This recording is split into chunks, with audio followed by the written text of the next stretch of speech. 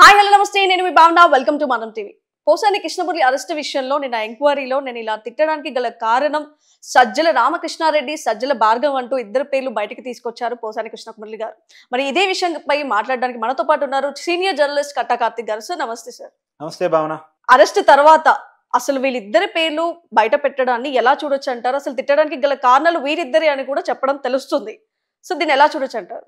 Posani booth పురాణం వెనక, లంబూతుల వెనక scripted Sajjala Ramakrishna Reddy, Sajjala Bhargav. వీళ్ళు కేవలం పోసాని కృష్ణమురళి బూత్ పురాణం వెనక మాత్రమే కాదు, వైసీపీలో ఉన్నటువంటి నాయకులందరి బూత్ పురాణం వెనకాల, వాళ్ళ తిట్ట వెనకాల, వాళ్ళ దాడుల వెనకాల, వాళ్ళ ఇస్తారాజ్యం వెనకాల ఉన్నదంతా వీళ్ళే. చాలామంది చెప్పారు ఈ పేరు ఇప్పటికీ. వాళ్ళ రవీందర్ రెడ్డి చాలా క్లియర్గా చెప్పాడు, నా సోషల్ మీడియా అకౌంట్ నా చేతుల్లో ఉండదు, సజ్జల భార్గవ్ మెయింటైన్ చేస్తూ ఉంటాడు. ఎవరు వీళ్ళిద్దరు? సజ్జల రామకృష్ణారెడ్డి వాళ్ళ పార్టీకి ప్రధాన కార్యదర్శి, సీఎంగా జగన్మోహన్ రెడ్డి గారు ఉన్నప్పుడు ఆయనకి సలహాదారు, సీఎం సలహాదారు. అదిగాక సకల శాఖ మంత్రి, అందరు మంత్రుల తరపున తనే ప్రెస్ మీట్ పెట్టి తనే నిర్ణయాలు తీసుకుని తనే రివ్యూ చేసేటువంటి వ్యక్తి. వాళ్ళ అబ్బాయి Sajjala Bhargav social media incharge, YCP social media incharge. అంటే గవర్నమెంట్ డబ్బులతో వైసీపీ సోషల్ మీడియా కార్యకర్తలను రిక్రూట్ చేసుకొని ఆ కార్యకర్తల ద్వారా ఇలాంటి వీఐపీల అకౌంట్ కూడా తన చేతుల్లోనే పెట్టుకొని, అంటే వర్మ అకౌంటు సజ్జల భార్గవ్ దగ్గరే ఉంటుంది, వర రవీందర్ రెడ్డి అకౌంటు సజ్జల భార్గవ్ దగ్గరే ఉంటుంది. సరే పోసానికి ఇష్టం అంటే డైరెక్ట్ మీడియా ముందు బూతులు తిట్టేవాడు కాబట్టి అది వేరు. వీళ్ళందరూ తరపున బూతులకి స్క్రిప్ట్ రాసి వాళ్ళకి పంపించడం, వాళ్ళ తరపున ట్విట్టర్లో కానీ లేదా ఫేస్బుక్ ఇన్స్టాగ్రామ్స్లో కానీ బూతులు పెట్టడం, మార్పింగ్ ఫోటోలు పెట్టడం. విజయసాయి రెడ్డి అకౌంట్ కూడా సజ్జల భార్గవ్ దగ్గరే ఉంటుంది. అంటే నేను డే 1 నుంచి చెప్తున్నట్టే, ఈవెన్ దో నిన్న పోసాని కృష్ణమురళి కేసులో కూడా 111 సెక్షన్ పెట్టారు, బిఎన్ఎస్ అంటే ఆర్గనైజ్డ్ క్రైమ్. ఇదంతా కావాలని ప్లాన్డ్గా చేసిన క్రైమ్. ఇప్పుడు మన ఇద్దరం వీడియో చేస్తున్నాం, నువ్వు క్వశ్చన్ అడిగావు, అనుకోకుండా నా నోట్ నుంచి ఒక బూత్ దొరికింది, అనుకోకుండా వచ్చింది అనుకో, అది వేరు. కానీ కావాలని ప్లాన్డ్గా స్క్రిప్ట్ రాసుకొని ప్రెస్ మీట్ పెట్టి తిట్టడం అనేది వేరు. కానీ పోసాని కృష్ణమురళి కావాలని తిట్టాడు, తిట్టిచ్చారు. ఇప్పుడు బయటపడింది కూడా ఏంటంటే తిట్టిచ్చారు. చంద్రబాబు నాయుడిని, ఆయన కుటుంబాన్ని, పవన్ కళ్యాణ్ని, ఆయన కుటుంబాన్ని, ఆయన భార్యని, పిల్లల్ని, తర్వాత నారా లోకేష్ని, ఆయన కుటుంబాన్ని, అంటే ఆయన పర్సనాలిటీని, తర్వాత చిరంజీవిని, చిరంజీవి కుటుంబాన్ని. ఇదంతా ఎందుకు? వాళ్ళ మానసిక, అంటే మనకి చాలా క్లియర్గా చెప్తున్నా, వైసీపీ ఈ పనంతా ఎందుకు చేసిందంటే మూడు పనుల కోసం చేసింది. ఒకటి, ఈ నాయకుల మానసిక స్థైర్యాన్ని దెబ్బతీయాలి, వాళ్ళ కుటుంబాలను భయపెట్టాలి. ఈ రాజకీయాల్లో మనం యాక్టివ్గా పాల్గొంటే మన బూతులు తిడతారు అనిపించేలా చేయాలి. వాళ్ళ అభిమానులు కూడా చాలా ఇబ్బంది పడాలి, ఈ కుటుంబాలు చాలా ఇబ్బంది పడాలి, మానసిక వేదనకు గురి కావాలి. ఒకటి. 2, మధ్యతరగతి వాళ్ళు రాజకీయాల్లోకి రావాలంటే భయపడాలి, అరే బూతులు తిడతారు, కాదంటే కొడతారు, తిడతారు, తర్వాత అవసరమైతే కేసులు పెట్టి లోపలేస్తారు. ఇది 2వ టార్గెట్. తర్వాత మహిళలు రాజకీయాల్లోకి రావాలంటే భయపడాలి, వామ్మో బూతులు తిట్టించుకోవాలి మనం రాజకీయాల్లోకి వచ్చి. పరువున్నోడు, పరువు గురించి ఆలోచించేవాడు రాజకీయాల్లోకి రావద్దు, జగన్మోహన్ని ప్రశ్నించొద్దు. కాదు కూడదు అని చెప్పేసి రాజకీయాల్లోకి వచ్చారనుకో దాడులు చేస్తారు, అయినా సరే తెగించి ముందుకెళ్ళారనుకో కేసులు పెట్టి జైల్లో పెడతారు. ఇది వైసీపీ ప్లాన్డ్ స్క్రిప్ట్. తమకు వ్యతిరేకంగా ఎవరూ నిలవకూడదు, మాట్లాడకూడదు, ప్రశ్నించకూడదు, రాజకీయాలు చేయకూడదు అని చెప్పేసి వాళ్ళని ఇబ్బంది పెట్టేదానికోసం ఎంచుకున్నటువంటి ఒక ప్లాన్డ్ ప్రోగ్రామ్ ఇది. తిట్టడం కాదంటే కొట్టడం, తిట్టడం కొట్టడం కాదంటే కేసులు పెట్టి జైల్లో పెట్టడం. అంటే ఇప్పుడు పోసాని కూటమి ప్రభుత్వాన్ని టార్గెట్ చేసి మాట్లాడినట్టు? కూటమి ప్రభుత్వాన్ని కాదమ్మా, వైసీపీ అధికారులు ఉన్నప్పుడు టీడీపీ పార్టీని, జనసేన పార్టీని, పార్టీలను కూడా కాదు, వ్యక్తులని, అంటే చంద్రబాబు నాయుడు గారిని, పవన్ కళ్యాణ్ గారిని, చిరంజీవి గారిని ఇండివిజువల్ గా వాళ్ళ కుటుంబంలో ఉన్నటువంటి మహిళని. ఎంత దారుణం అంటే, ఏం మాట్లాడతాడు పవన్ కళ్యాణ్ గురించి, పవన్ కళ్యాణ్ బిడ్డల గురించి? ఆ అమ్మాయి మైనర్ అమ్మాయిని పట్టుకొని, ఆ అమ్మాయి ఎదిగి పెద్దదవుతుంది, అప్పటిదాకా నేను బతికే ఉంటాను, ఏదో జరుగుతుంది, పవన్ కళ్యాణ్ గారు రక్త కన్నీరు కక్కుని చస్తాడా? ఇప్పుడు ఎవరు రక్త కన్నీరు కక్కున్నాడు?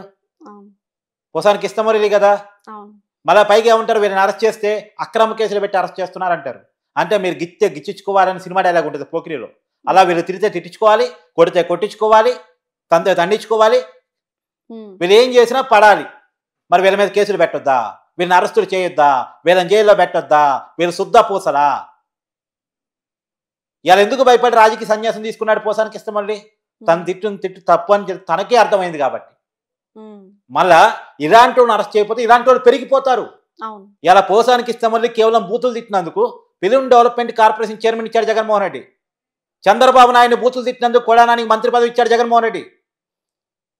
వాళ్ళ తర్వాత ఎవరెవరు జోగి రమేష్ చంద్రబాబు నాయుడు ఇంటి మీద దాడికి పోయినందుకు మంత్రి పదవి ఇచ్చాడు జగన్మోహన్ రెడ్డి. కేవలం చంద్రబాబు నాయుడు ఇంటి మీద దాడికి పోయి చంద్రబాబు నాయుడిని చంపేయడానికి ప్రయత్నం చేసినందుకు జోగి రమేష్కి మంత్రి పదవి వచ్చింది. బోరగడ్డి అనిల్ కుమార్ చంద్రబాబు నాయుడిని చంపేస్తున్నందుకు పేమెంట్ వచ్చింది, పదవి వచ్చింది పార్టీలో వైసీపీ. అంటే పోసానిని ఇప్పుడు అరెస్ట్ చేసిన తర్వాత చాలా మంది అంటున్నారు అంటే బూతులు తిడితేనే అరెస్ట్ చేస్తారా అనే ప్రశ్న అయితే బాగా వినిపిస్తుంది. కాదమ్మా, కాదు, బూతులు తిట్టినందుకు అరెస్ట్ చేయలేదు, ఆర్గనైజ్డ్ క్రైమ్ చేసినందుకు అరెస్ట్ చేశారు. ఇదంతా ఇందా చెప్పానే ఆర్గనైజ్డ్ క్రైమ్. దీని ఉద్దేశం ఇప్పుడు ఒక్క పోసాని మాత్రమే కాదు, వర రవీందర్ రెడ్డి, సిరెడ్డి, తర్వాత పంచి ప్రభాకరు, పోసాని కృష్ణమురళి, రాంగోపాల్ వర్మ, ఈ స్థాయి నుంచి మొదలు పెడితే వీళ్ళంతా సోషల్ మీడియా యాక్టివిస్టులు. వర రవీందర్ రెడ్డి వీళ్ళంతా కూడా సోషల్ మీడియా యాక్టివిస్టులు. ఈ స్థాయి నుంచి మొదలు పెడితే కొడాల నాని, పేరు నాని, అంబటి రాంబాబు, ఆర్కే రోజా, ద్వారంపూడి చంద్రశేఖర్ రెడ్డి, వల్లభనేని వంశీ, తర్వాత వాడేవాడు ఐటీ శాఖ మంత్రి ఉంటాడు అతను సిదిరి అప్పర్రాజు, వీళ్ళంతా వీళ్ళ ఉద్దేశం ఏంది? వీళ్ళంతా అంటే ఈ స్థాయి వరకు మంత్రులు ఎమ్మెల్యేల స్థాయి వరకు వంద గొంతులతో తిట్టిస్తారు. ఒక్కరితో తిట్టిరు, 100 గొంతులతో తిట్టిస్తారు. ఒకటే మనిషిని 100 మంది తిడితే అవతలోడు ఫీల్ అవుతాడా లేదా? అవతలోడు ధైర్యంగా ఫీల్ కాకపోయినా వాళ్ళ కుటుంబం ఫీల్ అవుతా లేదా? ఇంట్లో ఉన్న ఆడవాళ్ళని తిడితే వాళ్ళు ఫీల్ అవుతారా లేదా? ఇప్పుడు నేను ఒక్కరిని తిట్టాను అనుకో, లైట్ తీసుకుంటావేమో భావన, వదిలేస్తాం, వీడింతే తేడాగాడని వదిలేస్తావేమో ఎగ్జాంపుల్. కానీ 100 మంది తిట్టారనుకో, నువ్వు ఫీల్ అవుతావా లేదా? నీ మానసిక క్షోభకి గురవుతావా లేదా? మానసిక వేదనకి గురవుతావా లేదా? ఒక్క గొంతు అంటే కుక్క అరిచింది కదా అనుకుంటాం, కానీ వందల గొంతులు అరిస్తే ఎవరు భయపడతారు కదా. సో యాంకరింగ్ ఫీల్డ్ నాకు వద్దు, అమ్మ నన్ను అందరూ తిడుతున్నారని చెప్పేసి అనుకుని కొంత భయపడి వెనక్కి వెళ్ళిపోయే ప్రశ్న ఉంటుందా లేదా? అంటే నిన్ను ఈ ఫీల్డ్ లో నుంచి దూరం చేయటం కోసం ఆ 100 మందితో తిట్టడం, అంటే రాజకీయాల్లో చంద్రబాబు నాయుడిని, లోకేష్ని, పవన్ కళ్యాణ్ని డియాక్టివేట్ చేయడం కోసం, వాళ్ళ అభిమానులను డియాక్టివేట్ చేయడం కోసం, వాళ్ళ పార్టీ నాయకులను డియాక్టివేట్ చేయడం కోసం చేసినటువంటి పన్నాగం ఇది. జగన్మోహన్ రెడ్డికి వ్యతిరేకంగా ఎవరు నిలబడొద్దు, ఎవరు కలబడొద్దు, ఎవరు ప్రశ్నించొద్దు. చివరికి జగన్మోహన్ రెడ్డితో విభేదించిన పాపానికి షర్మిలాను కూడా వదలలా. జగన్ చెల్లి, ఎవరైనా చెల్లిని తిట్టిస్తారా?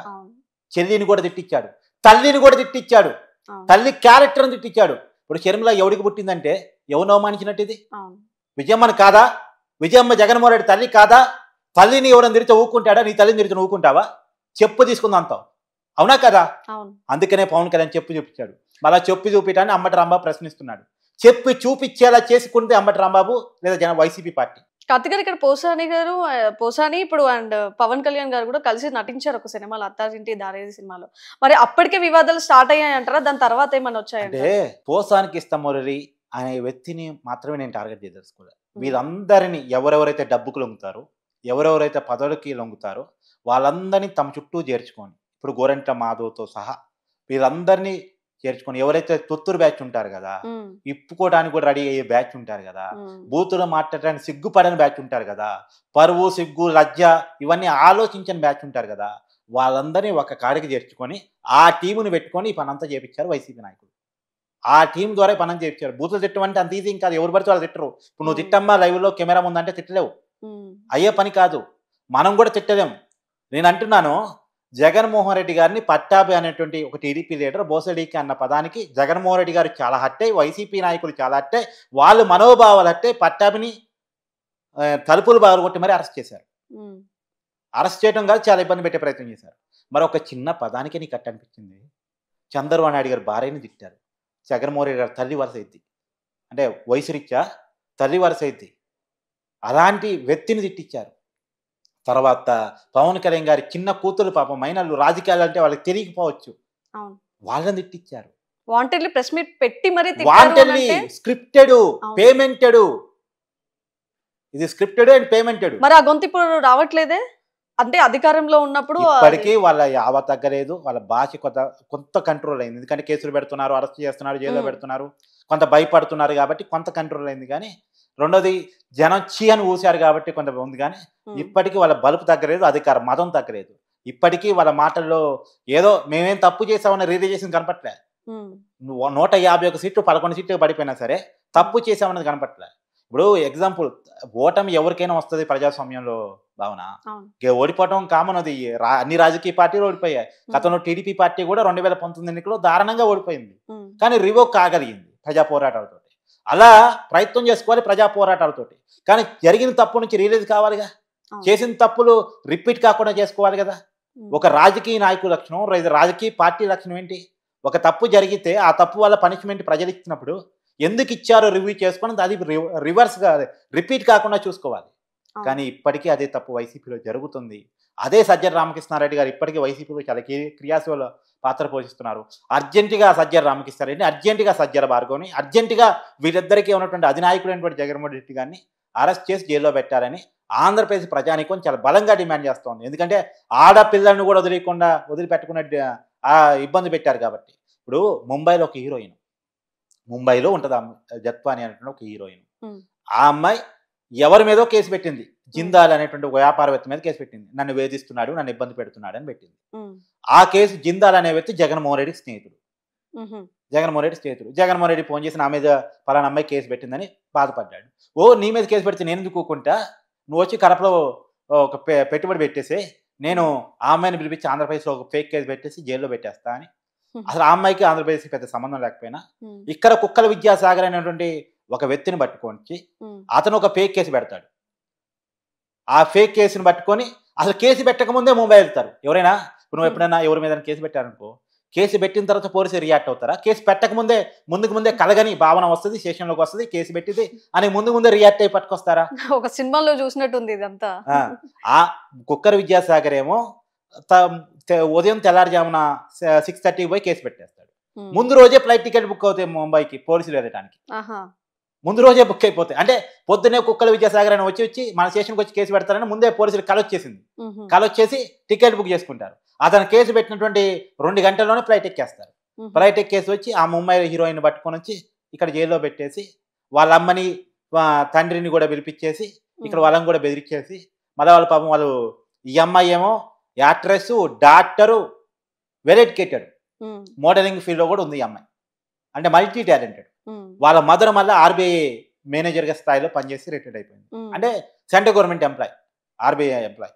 తర్వాత వాళ్ళ వాళ్ళ ఫాదరు నావీలో పనిచేసేటువంటి రిటైర్డ్ మేనేజర్. అంటే వాళ్ళదేమో సెంట్రల్ గవర్నమెంట్ జాబ్లు, దేశాన్ని సర్వీస్ చేసిన జాబ్లు. అలాంటి కుటుంబాన్ని కూడా వదిలిపెట్టకుండా టార్చర్ చేసి, సహజంగా ప్రభుత్వం ఏ అమ్మాయికైనా ఏదైనా అరాచకం జరిగితే, వేధింపులు జరిగితే రక్షణగా ఉండాలి, అంతే కదా.